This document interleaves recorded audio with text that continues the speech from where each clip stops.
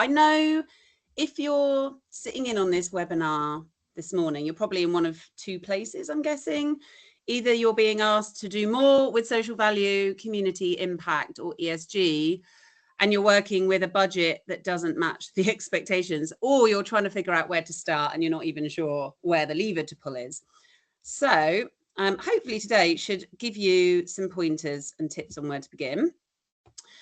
This session is built on a reframe, I suppose, and it's this. What if the levers that create the most social value are almost never the ones that cost the most money? The real currency doesn't need to be cash, although it's undoubtedly helpful. It's the assets, though, I believe, that your organisation already owns and isn't deploying, but could be. So, for example, your people's time and skills, the money you're already spending, the space and kit as well that you've got sitting idle, and your reach and influence in the way that you run yourselves every day. So in the next 15 or so minutes, we're going to walk through 5 of these levers that I've identified, and you'll leave knowing which one to reach for first, who in your organization you need to bring along the journey with you, and then how to prove it worked without needing an expensive measurement framework. Then Rondi and I will have a bit of a chat and answer some of your questions. Okay, so just to tell you then a bit about me, I run social impact support and impact and social value consultancy in its 3rd year, and we also specialise in leadership development. But everything we do is driven by this mission, which is to mobilise people, capital and capability toward purpose-driven business. In a way, we've become an incubator, I suppose, of social and environmentally impactful businesses and ideas, and we've incubated several of our own as well, notably NetShift CIC, which is a women-led social enterprise who support SMEs to get on the path to net zero and beyond, as well as Regenerous, a mentoring program that believes in a more regenerative economy. And to do that, we match corporate talent with grassroots ecological and socially impactful leaders to solve problems, live business challenges together. And of course, Social Starters, which invites purpose-driven professionals to go on an inner quest, really, to explore what they were put on this planet to do. And then I'm also the board of directors at Circlewise CIC, who deliver deep listening to young people, the community and workplaces in an effort to really improve mental health and a sense of belonging. And I guess if you're questioning, is this it about your life and career, which can happen to all of us at any point, really, can't it? But if you find that you're longing to do something greater, particularly even right now, I think this is coming up, if you've been to watch the People's Emergency Briefing and felt really activated to do something, even I did, having watched it twice now. But if that's you, go out and get yourself a copy of Social Starters, because the proven methodology in there, it's essentially, going to tell you everything that you need to know in order to go out and create real social action with the resources that you've got. You can buy it from all good online bookstores or just head over to me at andreagamson.com. Got to give it a quick plug. I love it. I refer to it. It's handy all the time here for me. So it's a great book. Thanks, Rondi. So what are these 5 levers? I think I've written levels here. Ignore my typo. What are the 5 levers to unlock social value with little to no budget? I know that's what you're all thinking. So the first lever is all about the space, the kit, the equipment that's sitting there not being used. IT asset disposal is one great example. So think about when you refresh your computers in the office, what happens to the old ones? Often they just get binned or stockpiled. But organizations like socialbiz.box, socialbox.biz, who give laptops to homeless people. There's also Solidaritech and Tech Take Back. These all refurbish them and then donate them to the people that can't access technology otherwise. And the really great thing about this is that you'll get a certified data destruction certificate. There'll be GDPR compliance, zero landfill, and a social impact report detailing how many devices went and where. I'm going to whiz through this pretty quickly, but also space is similar. So, take notes and we'll share the slides afterwards, obviously, if it's quite fast. But space is very similar to that IT asset disposal, because if you've got unused office or meeting space, there are organisations like Meanwhile Space and AsTop that can help you temporarily host charities, say, or community groups who are normally just priced out of the property market. And then you can unlock that space and open it up for them so that they can feel like they are operating at the scale and level of professionalism that they need to. The principle here is, you can then audit what you've got that's sitting idle. And this is where I would suggest you just start. If you've got empty, unused offices that just sit there, and then ask who in your local community could benefit from it. There's almost always a social sector organisation ready to use it. You just have to connect the dots. And of course, there are other organisations that can help you do that. Can I ask a question on that? Of course. Andrea, please. Is there a problem? What's the challenge on the company side? So do you often come across, there's too many health and safety or risk, or is there anything there that it becomes a barrier for companies, or do you find that it's quite an easy path for a company to say, right, we have meeting space that's available in the evenings for board meetings for charities, or I don't know, something like that? It's a great question, isn't it? Because I'm a little bit more from the school of pirate, in that I'm, go out and just do it and wait to be told not to.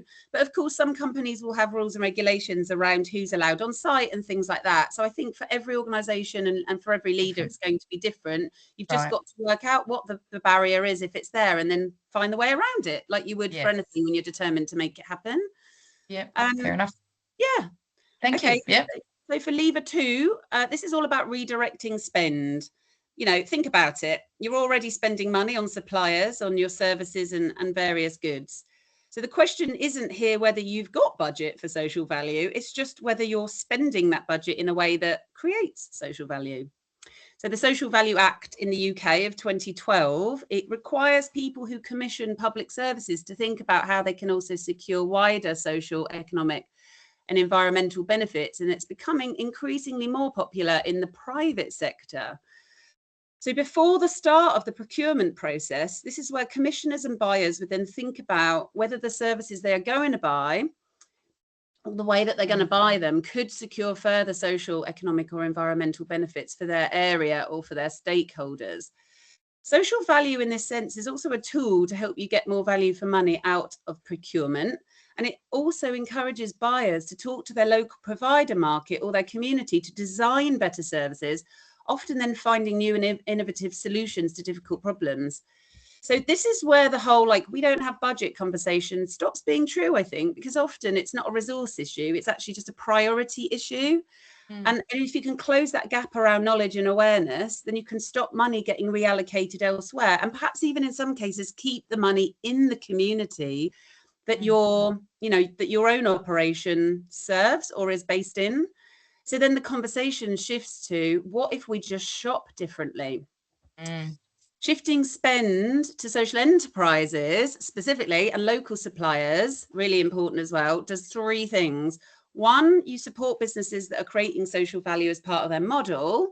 And then 2, you can report on the local economic impact and the social enterprises that you've supported. So again, start with a bit of an audit.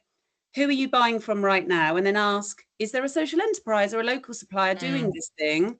And it's really just a simple case of going into your, web search, your preferred option, and typing in, your sector or your service or your requirement, and then adding the words social enterprise and UK, and then just see what comes up. And then invite a conversation with them and ask what they can do and see if they've got, capacity or capability. Because even if they're quite a small outfit, and the fear then is that they can't meet you at the scale that you demand, they might be able to go into consortium with other social enterprises and all pool their resources for you. I think generally often, because you might be thinking about cost, they're either the same price or close enough to the social value, or close enough rather, sorry, that the social value win then justifies it if they appear a bit more expensive on unit price. But don't be deterred by this idea that they're going to cost more because of all the social value that they're creating. Have the conversation with them. Just adding to that, Andrea, we find with our clients often they don't know how many suppliers are local, or they don't know how many are female led, or they don't know the environmental, like the ESG credentials of their suppliers. So you're back to that audit, which you said, whatever the important, I don't know if you would agree, but it almost is back to those important factors for the business. If they really want to support female led, you've got to start with knowing how many businesses do we work with that are female led, or how many are social enterprises, or how many, and that exercise is quite telling in itself. Just that. Yeah, and there might so, also be social value that's already in there that you can unlock and report that you're not doing because you're blind to it. So, yeah, the audit great is point. everything. Yeah. Okay, so there's a bit of a misconception out there in the world, understandably, that social enterprises, if you've even heard of them, there's hundreds of thousands of them in the UK, and the UK is a forerunner globally in this really unique business model that is part charity and part traditional business. It's this Venn diagram that you can see on the screen here, but they're really unique over charities, and the misconception is that they are more like charities, and in some fields, perhaps around health, because of the way that they are procured from the NHS, there might be some similarities there, but a lot of social enterprises sit more on the commercial end, but they're unlocking so much social value. I really wanted to just hover here for a moment and talk about them. I'm a big advocate for social enterprise, so indulge me for a moment here. But they legally embed public, economic and environmental benefits into their core commercial operations rather than treating them like an afterthought. So it's not CSR, it's not traditional business with CSR. Everything that they do in their mission, the reason why they have a commercial business is to solve the social or environmental issue that they've identified. So unlike traditional corporations focusing primarily on maximizing shareholder returns, social enterprises utilize a market-driven business model to self-sustain. That's really critical here because the funding that's out there is increasingly being utilized by more and more charities and social enterprises too, and it's becoming increasingly competitive. This commercial element is so important to the long-term financial sustainability, but they're doing it, they're essentially creating profit to then redistribute it back into societal impact. And the reason why that's, this is the governance piece that you mentioned, Rondi. This is really critical because they don't just talk the talk. This mission is also locked legally. So if they are, instead of being a limited company by shares, if they have a community interest company as their legal entity, they are legally mandated to give often somewhere between 50 to 100% of their profits back into their social or environmental goals to deliver on them. And there's this real like local economy retention piece around money that's being spent with community focused enterprises, and it remains anchored locally. I don't know if you've heard, Rondi, of the movement of community wealth building that's really starting to come up from the grassroots across the UK. Yeah, and this is what that's about. And data reveals that 56p of every pound spent with a community business stays directly within the local economy. So it's not filtering them back out to some Saudi, company. Is it easy to find social enterprises if you were say I'm looking for I don't know, web design, I don't know, some sort of, we're only, we're pretty low on our spend. But if you were looking for a caterer or something, I don't know, or is it easy to find social enterprises? Is there a menu of them if I'm actively looking for them? Is that easy to find? That tees me up really, really well onto my next slide. Okay, so just to finish this one off really quickly, the final thing I would love to land about social enterprises is that many of them create jobs for people who are that little bit further removed from the jobs market. So these could be the long-term sick and unemployed, people who've been through homelessness or faced various different discrimination or history with the justice system, for example. And so you're also helping a much bigger macro issue around employment and employability, which I think is really exciting. And when major corporations or government entities shift their everyday procurement spend to social enterprises, they seamlessly then inject diversity, net zero carbon goals as well, because they're more environmentally sustainable than your average small business, and then equally fair wages back into the mainstream supply chain. So then looping it back round to your question, social enterprises pretty much supply everything that ordinary businesses do. And you can find out where they are on Social Enterprise UK. That's the menu, because they'll all be a member of Social Enterprise UK, which is our UK governing body membership organisation. But they'll do everything from bottled water, catering, corporate and luxury gifts, electronics manufacturing, event management and production, facilities management like cleaning services, fair trade coffee, tea, chocolate, grounds maintenance, painting, decorating, printing and design. Wow. I could just keep going on. Recycling services, office furniture, stationery, toiletries, translation services. Amazing. Yeah. Web development, marketing, workspace, hot desking, venues, all of it, video production. So when you buy social, it's a triple win because you get the goods or services you need, win number one. A social enterprise then wins much needed business, win number two. And then people, the planet and our communities and the places we live get mutual benefit, which is win number three. Wow, that's amazing. That is a lesson. That's my nugget. That's my first nugget from my first big nugget from today. That's amazing. I love that. Yeah, So if you get involved and look up Social Enterprise UK's Buy Social Challenge, which they run every year with dozens of big to medium-sized firms, you'll see lots of big names on there that you recognise. And then you can say all of these wonderful things here on the slide about having a fair, accessible and open procurement process, yada, yada, yada. And you also get this lovely badge that you can splash all over your comms, and you can, essentially go out there and just get searching, look on Social Enterprise UK, go into your search engine and use those search terms that I gave you. I know it works because it's how our first client in the F&B space, Pernod Ricard, found us. They just found us through us doing good SEO. So I know it's still a thing, even though I get that the future in search is around generative AI. But either way, whatever you do, look for this badge here. This is the sign that you've got a certified social enterprise. So you can feel, reassured by that. And likewise, of course, are thousands of B Corps that we have across the UK. Whilst not a traditional social enterprise in the same sort of sense, this is the best form of business you could possibly work with, as you can be assured they'll have done a certain amount of reporting, and it's not easy to become a B Corps, is it? And you can be assured that they'll have net zero targets as well, likely that they'll have net zero targets that they're also working towards.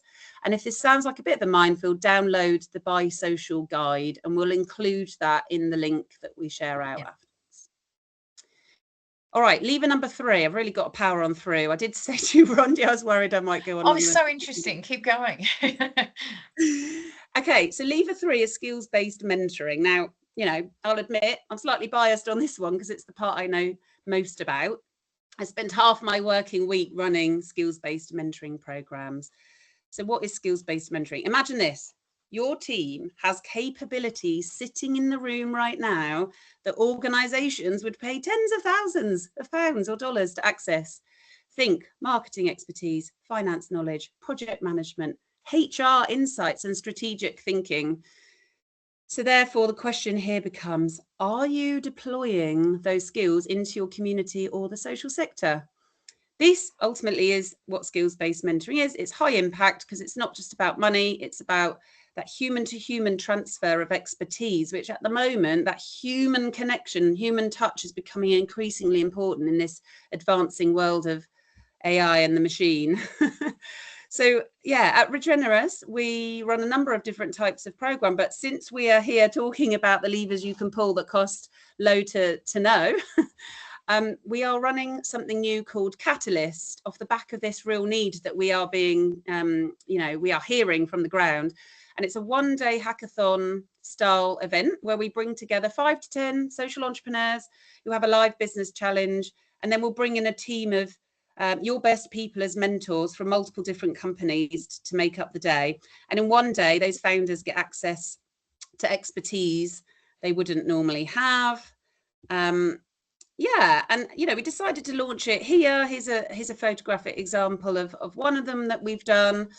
And just imagine your team coming together, whether it's someone from operations, commercial strategy, maybe someone from HR or marketing, a multidisciplinary team, or it could be a team of people from the same unit, and they will help a social enterprise who will match you to then unpack a knotty challenge, put it back together again, with my support in the role of facilitator.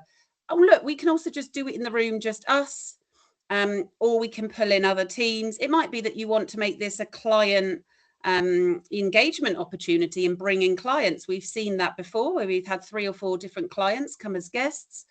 It could be you invite your suppliers as well, or we'll hire the space, as I mentioned before, and invite you along, and then lots of other organisations on the day. Well, it's a long half day actually, so not too intrusive in your busy schedules. Plus we can do it around themes, right? So whether it's in relation to the issues explored in your ERGs, your employee groups such as LGBT, disability, neurodiversity, whatever's rich for you, we'll then pull in the founders who identify with these protected characteristics, and or if you are working towards solving issues faced by them, as are they, then there's lots of commonalities there. And later in the year we will work on something very special for Global Entrepreneurship Week, so do speak to me if that piques your interest.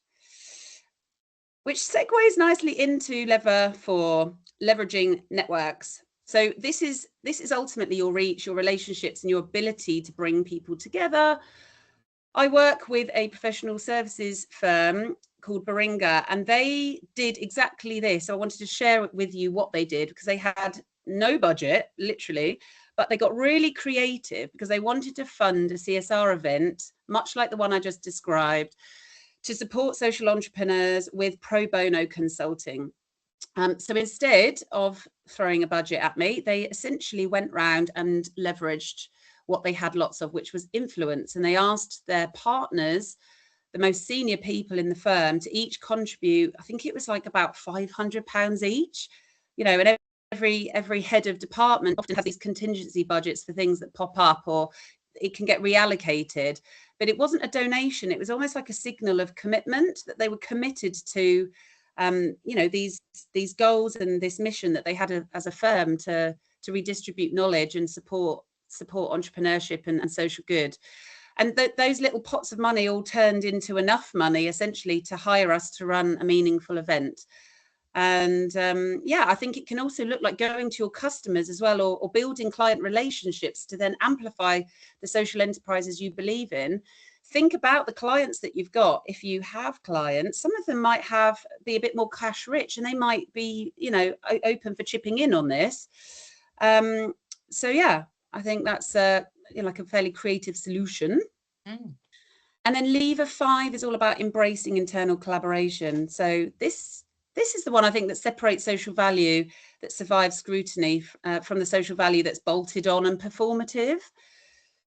So when social value is embedded and baked into how you make decisions, who you hire, how you procure, how you run your meetings, how you train your staff, then it just becomes really real. You know what I mean? It's like the mycelium effect. It becomes really resilient as well, and it doesn't disappear when the budget is cut, or when there's a shift in leadership priorities.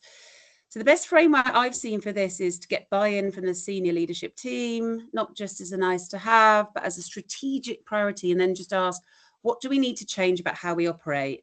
Is it the procurement process? Is it our hiring criteria, our office policies, our supplier conversations? And then once those are in place, social value becomes self-reinforcing. It's just no longer someone's side project. It's just how you work. I think this will probably feel like aspirational, won't it, for a lot of people? But it's the way that the business world, isn't it, Rondi? It's the way it needs to go. And I think the business world is waking up to this now. So here you'll see a photo from one of our clients that was taken a month or two ago from a very well-known global firm in property. And they're emerging leaders, mostly associate directors or managers, who are typically quantity surveyors, or they work in valuations, often as consultants, or they might work on the business in, say, operations, HR, marketing. They came to us when they recognized that their board would need some diversity in the near future, so devised a steering group of cherry-picked emerging leaders to join this leadership program to develop these future fit skills needed, such as growth mindset, entrepreneurship. And with that, entrepreneurship develops resilience, agility, creativity, innovation, as I know you know. And so, if you then throw that together with exposing them to the entrepreneurs that are facing, the greatest challenges of our time and tackling them in really innovative ways, like social entrepreneurs, then what better future senior leadership team could it be when your rising talent has that exposure and they understand about social and environmental challenges in this completely unique way? So that's a program that we've been running now for a couple of years, and it just has really embedded this culture of an entrepreneurship within the organization, in a way that, you know, often never gets seen. Even though they might talk the talk, it's not walked. So together with Colliers, our client, we then devised this really unique learning program that then took budget out of HR and the talent team. So this is then thinking differently about how you can find the budget in order to create the change, really. And some of the outcomes of this program, just take Christoph, for example. He co-founded Common, who are a social enterprise all about nature recovery, but not just woodlands conservation. They are creating a way for real people to own the woodlands that's in their back doors. And he's been matched to Emmanuel, a finance operations manager who's ex-BlackRock, and James, who's in real estate. And in fact, James, I found out over dinner with him at our kickoff event, he sold Ecotricity, the founder of it, their Bristol HQ. So there was some really nice serendipity in there, which often comes into play here.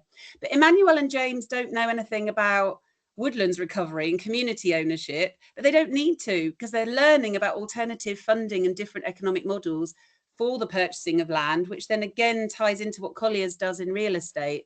And Christoph, in turn, gets help with identifying how to push various projects through, how to identify and spot risk, and then open up what they're doing to the more commercial property sector. So it's just a total win-win. Amazing.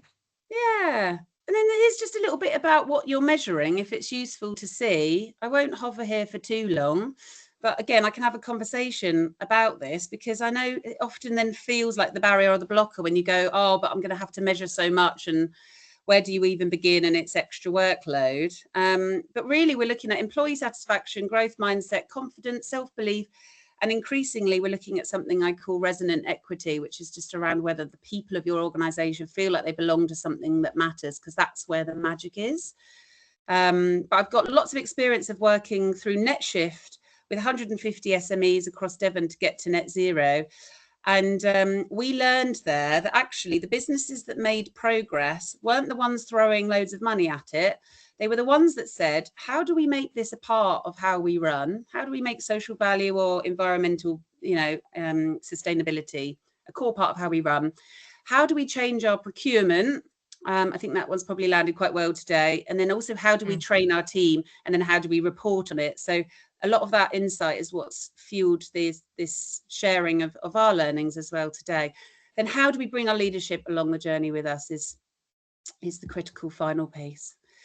Okay, so if there was just one thing that you do tomorrow, I would want it to be this, get out there, do a bit of a search, and start researching local organisations and resources that can enhance what you do without any additional costs or budget constraints, and just get a sense of the lay of the land and do that audit. Schedule some time to sit down with some colleagues and audit what you've got, and then identify maybe at least 3 potential assets in your network that could be leveraged, whether it's skills, space, or tech.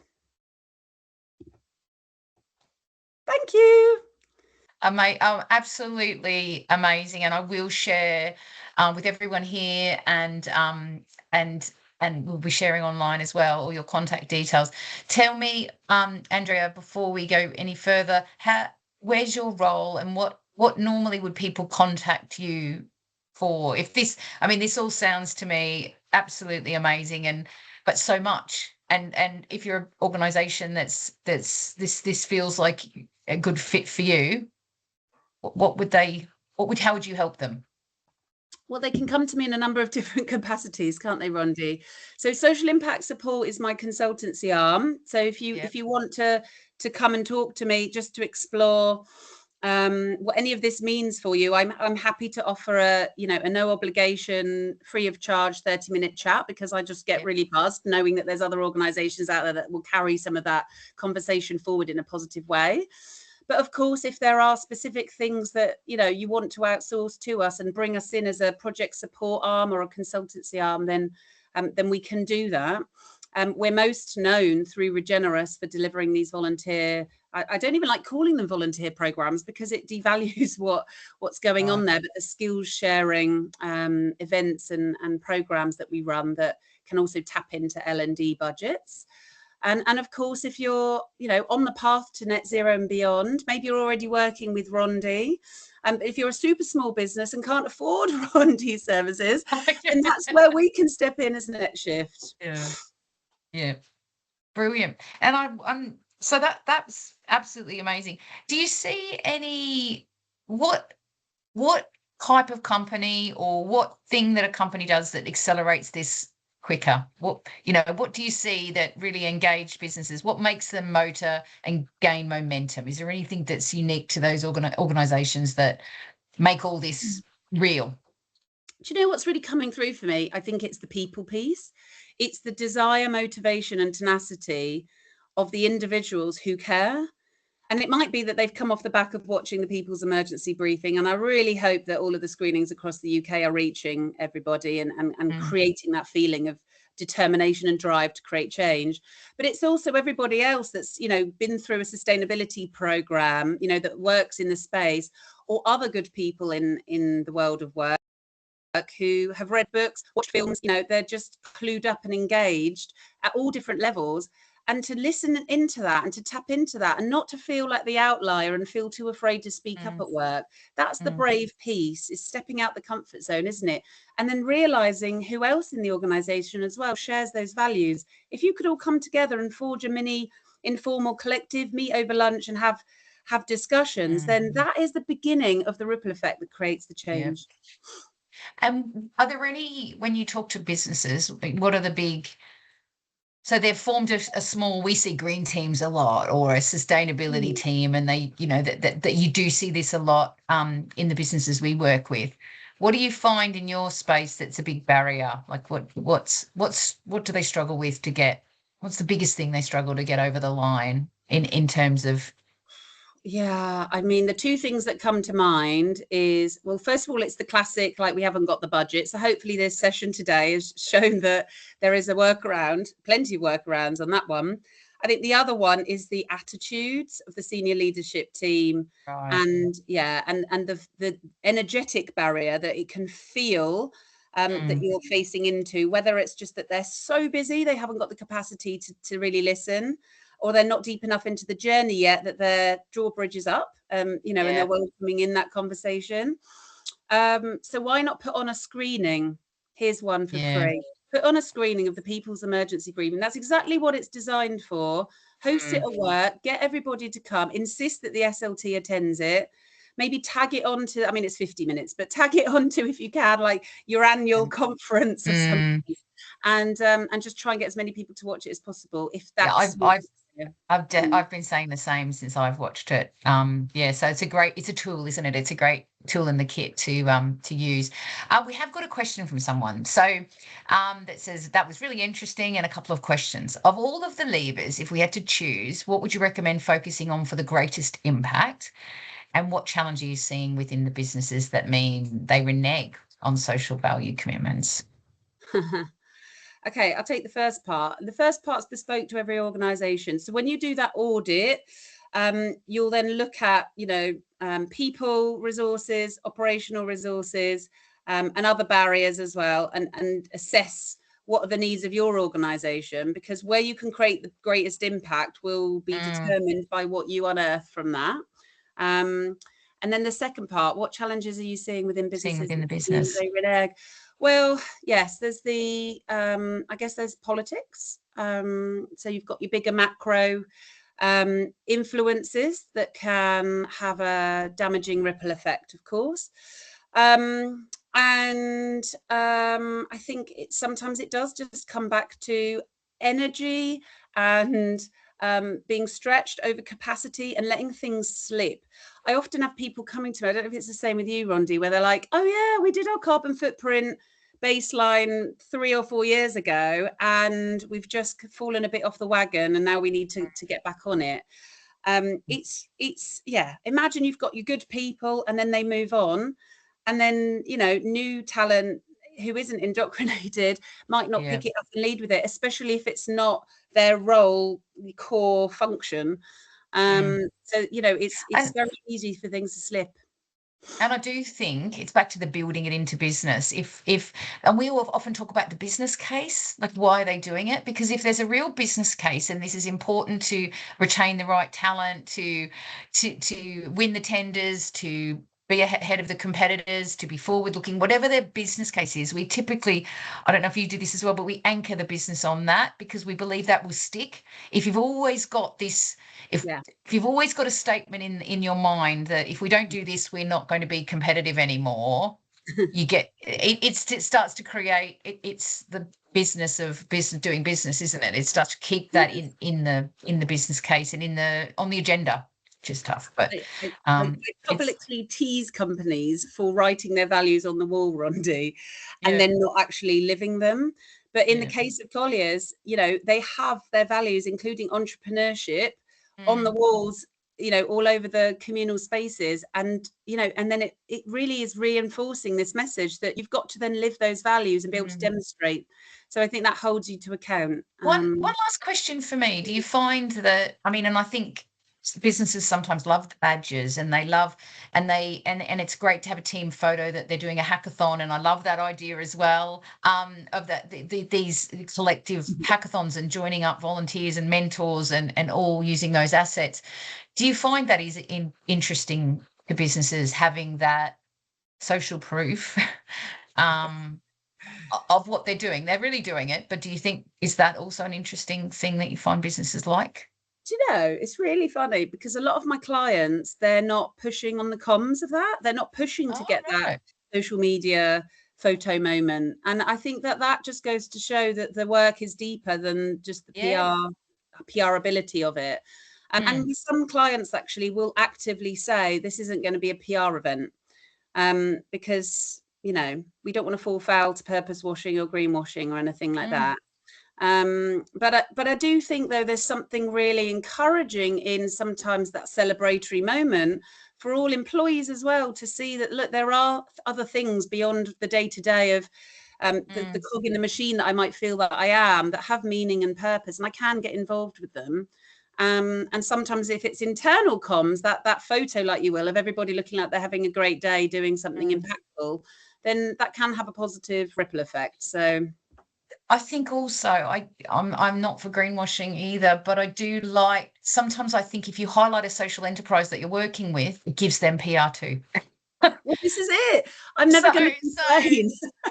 I'm never going to complain about that. No, exactly. And then you go and get your procurement lead to come along and meet all the social enterprises, and suddenly you open up the supply chain to them. We're going like into not just triple win, but quadruple win now. Yeah.